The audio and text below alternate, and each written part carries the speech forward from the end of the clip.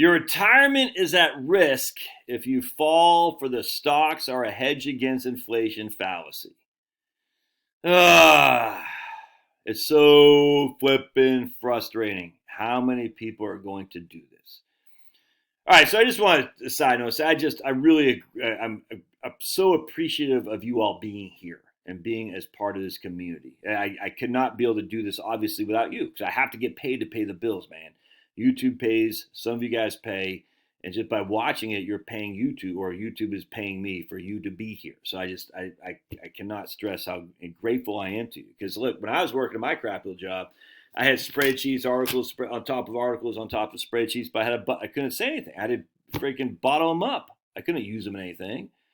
Corporate America says, you can't use that unless we approve it. And you're like, well, can you approve it? No. We got other people. Like, who are these other people? Maroons who just freaking spout the company line.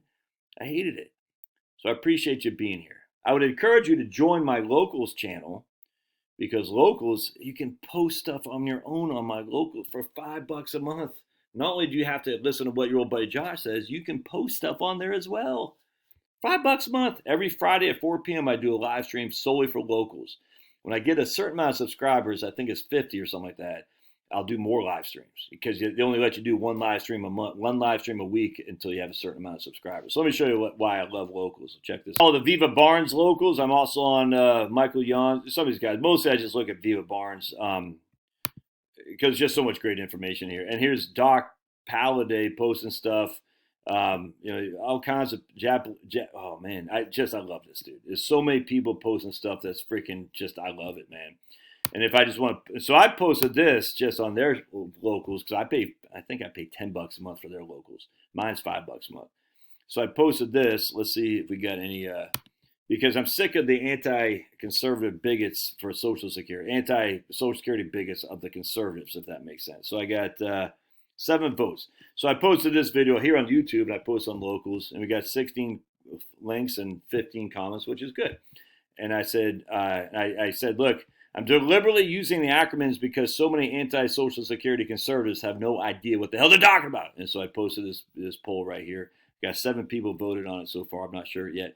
Anyway, so that's the kind of stuff you can do. Now, if you just want to look at what the Viva Barnes and those guys post, they post stuff all the time here too. So they got that lady, Allison Morrow, Kyle Rittenhouse.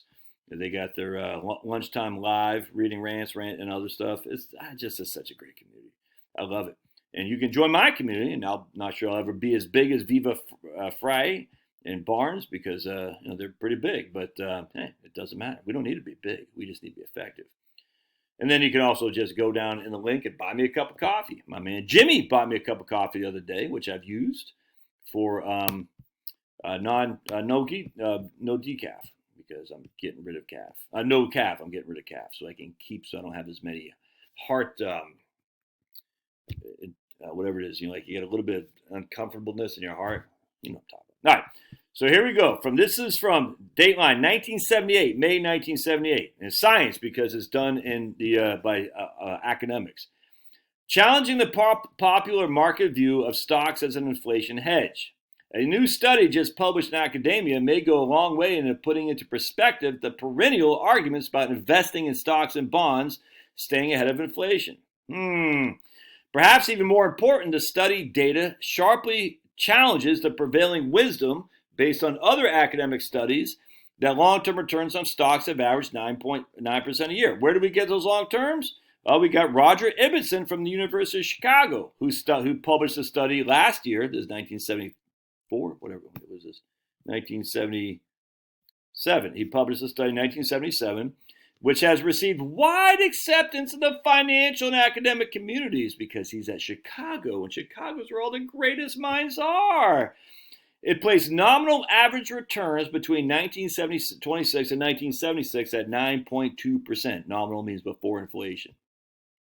Their inflation average for those 50 years was 2.3. So we take the 9.2 nominal, subtract by the 2.3% inflation, you're getting basically a 7% real return on stocks from 1926 to 1976.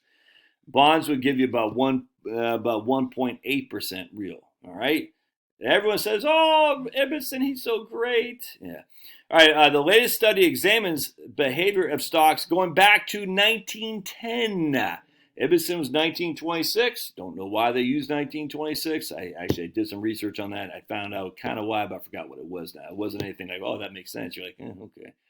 You could say cherry picking much. I don't know. The latest study examines the behavior of stocks, bonds, and inflation back to 1910. Authors of the study are Robert Soldovsky over at Iowa University. That's just an agricultural school. It's not University of Chicago. And then this guy, Dale Max, a professor of finance at Governor State University. And no one even knows what that is. So Chicago versus Governor State or Iowa. Come on. We're going to go with Chicago because they're so smart. They're an Ivy League in the Midwest.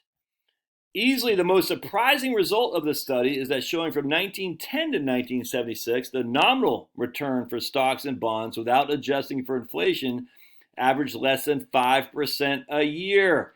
In real terms, after adjustment for inflation, the authors found the annual return on both securities was less than 2%. Stocks gave us 1.62% real return adjusted for inflation. Bonds gave us 1.24 when we're using 1910 to 1976 as opposed to 1926 to 1976. The inclusion of the study back to 1910 obviously adds a new dimension to the analysis of long-term rates of returns and suggests that calculations over a shorter period of time, over 50 rather than 67, may have overstated investor experience. You think? There's another important difference in the methods.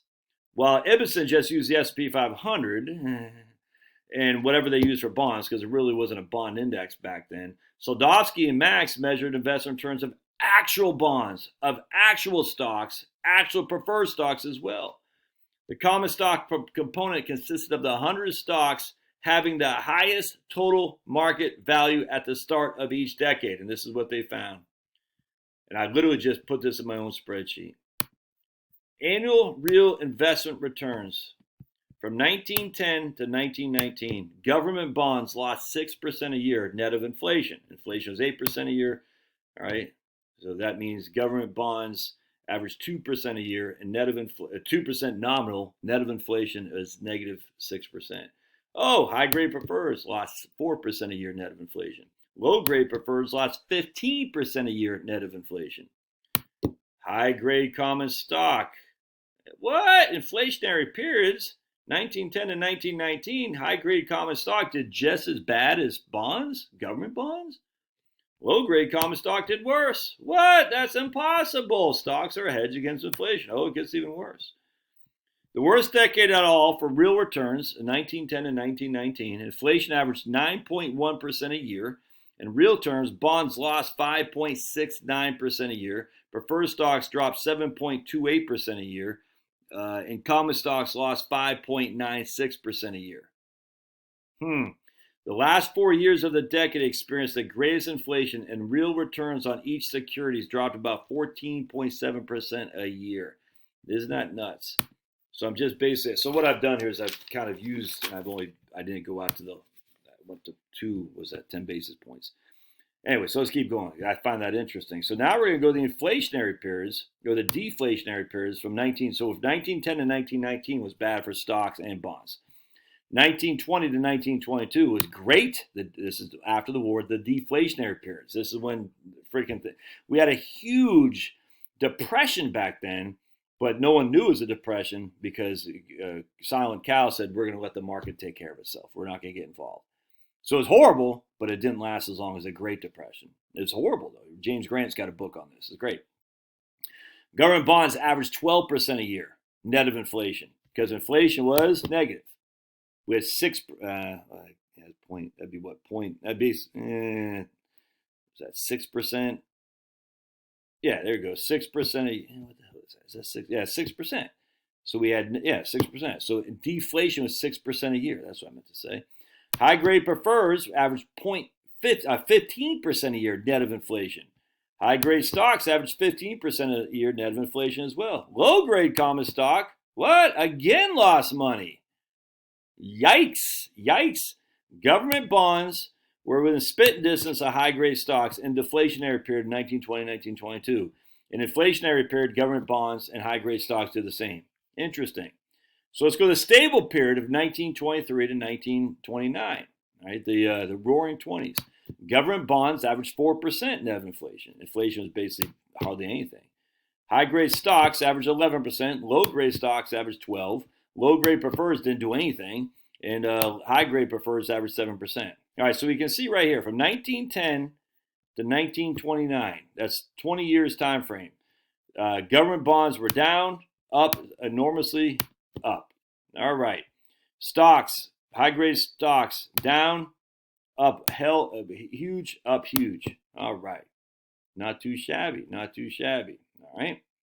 Now that's for the stable periods. All right, let's keep going here. That's for the from 1923 to 1929. There we go.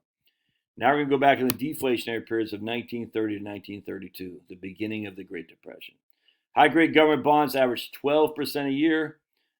High-grade common stocks lost 13% a year. Low-grade common stocks lost 37% a year, dudes. Price change negative 8% a year. Low-grade prefers got smoked. High-grade prefers did well. So basically, in deflationary times, bonds kicked butt. In inflationary times, bonds lost money, but so did high-grade stocks. Crazy.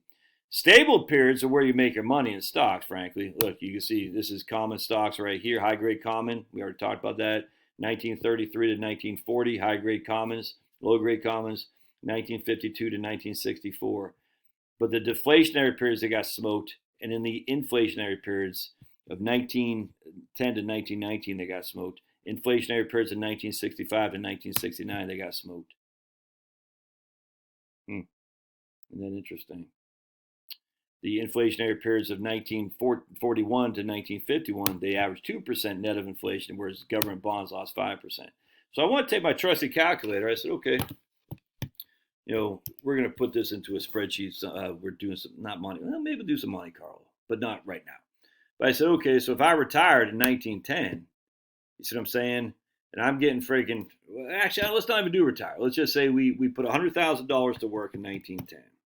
And we're going to do present value. We're going to do 10 years. And we're going to do very high-grade stocks. We're going to be 6% a year, negative 6% a year is our interest. And we're going to do it for, 10 years? Yeah. We're not going to add any more money. Our future value is $53,000. All right, so now we take that, we make that a present value. And in 1920 to 1922, we averaged 15%. So that'd be 3 years, 3N, 15% positive, zero payment. Now we're at $81,000. All right, so 81, we'll make that our present value. All right, so 1923 to 1929. All right, so 1923 to 1929, we averaged 11%. That's for 7 years. Now we're back up to 170. So we're right here. We went from 100 to 170 over the course of those 20 years. All right, so 170 for stocks, high grade stocks. And remember how they're doing it too, by the way, for high grade stocks. This is the way it should be done. Is they're saying we are taking represents 100 stocks having the highest total market value, market cap. And that's what, if you look at the S&P 500 right now, is heavy tech, because the highest of market caps are tech stocks. And that's trends and momentum, and that can be used against you when the trends and momentum stop. It's a great thing when you're getting a run up, but when the trends and momentum turn, it can be a world of hurt. All right, so from 19, where are we at here? From 1929, we're at 170. All right, so now let's just go back to the next deflationary years, for we got 3 years right there of negative 13% a year. Yeah, so we're at 170. Actually, let's just do bonds real quick. Let me stop. You don't have to watch me do all this. End of 1930, the end of 1929, your bonds were worth $99,000. They just brought you back to even from where you started 20 years ago. Your stocks are 170. All right, again, this is without taking any money out, by the way. So 170 now, we're going to go into the Great Depression. Present value, we got stocks are losing 13% a year. And that's for 3 years. So now we're at 111. Blank. And bonds now, we're starting at 99,000 is our present value, 3 years, and we're getting 12% a year. Now we're at 140, 139. Interesting. So now 1933 to 1940. Let's take a gander. I'll do that, and you don't have to watch me do that. All right, so you can see here at the end of 1940, this is 30 years in, your bonds are worth 218. Again, this is no distributions, and the distributions would even make it worse for stocks. And your stocks are at 190, all right?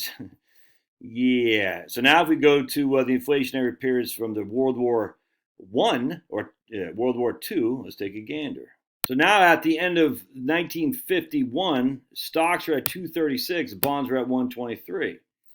All right, again, we started with $100,000 in 1910. All right, now the problem that we're going to have here, my friends, I don't think, do I have the paper? Hold on a second, let's see if I can.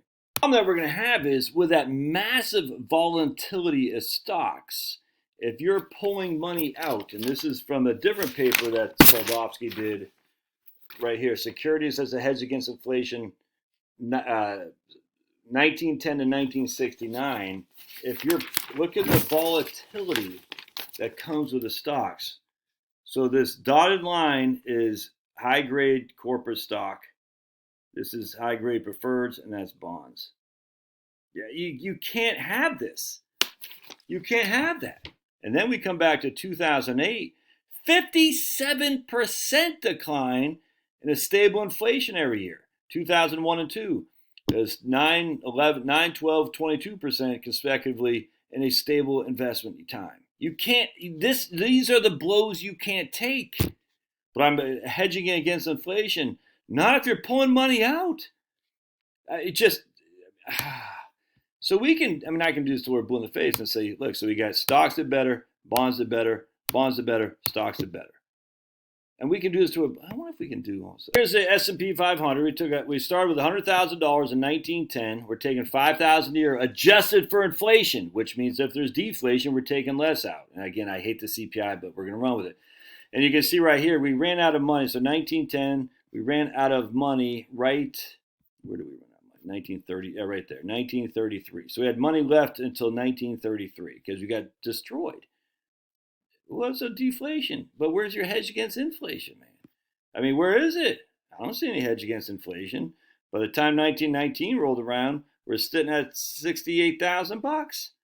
We start with $100,000. Where's our inflation hedge? But Josh, you're taking money out. Well, that's the point about retirement. We're taking money out, 100%. All right, so if we just start in, I mean, we can do it any way we want, dude, but we can start in 1930. And this is just the S&P 500, by the way. So, you know, this Soldovsky didn't do the S&P 500, do the top, basically the S&P 100, if you will. So it started in 1930. We ran out of money when? In 21 years, at 5% a year. I mean, so there's, I guess what I'm trying to say, there's no hedge against inflation when you're pulling money from your portfolio.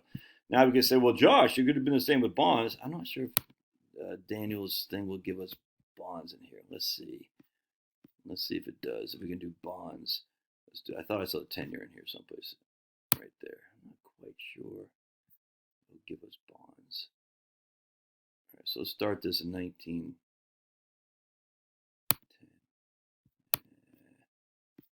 Let's see what was happening. Hold on a second. We're just going to do 1 month treasury bills. 30-day money, essentially. Taking $5,000 a year, 5% a year, adjusted for inflation, started in 1930, and we ran out of money here in 1951. And again, what did the U.S. S&P 500 do at that point? S&P 500, right there. Ran out of money in year 50, and year 21. All right, so let's go back to 10-year Treasury, the 1 month T-bill, and we're gonna go back to let's go back to 1910. Might not. No, 1926. So let's just do 1926 and see what we come up with here. All right, so 1926, we ran out of bucket money in 1950, so 25 years later. All right, 1926 with the S&P 500. Dudes, I cannot stress The enemy of your retirement isn't inflation. It's the freaking 2007 October to 2009 March 9th. It's a 19 freaking 2000. I think the decline started in March of 2000 and ended in October 2003. I think, if memory serves. 73, 74. You just can't have that, dudes. So here we never ran out of money in the S&P 500 if we took 5% a year and started in 1926. We came not close, but about $62,000. But I mean, come on, what's the likelihood of you staying put when you're down 44%? This right here, I cannot stress enough. This right here is the enemy of retirement. This right here is not. It's death by 1,000 cuts, but you'll be dead well before you bleed out if it's death with a death by 1,000 cuts. All right. Anyway, and yeah, more to come on this. I really want to, because he's got such a good article in here that I really want to look at more so, because he dives into it. Well, let me just show you, and we'll be done here. So we go down to this right here. We can see they're in the stable periods. The stocks did better. This is stocks, stocks, stocks.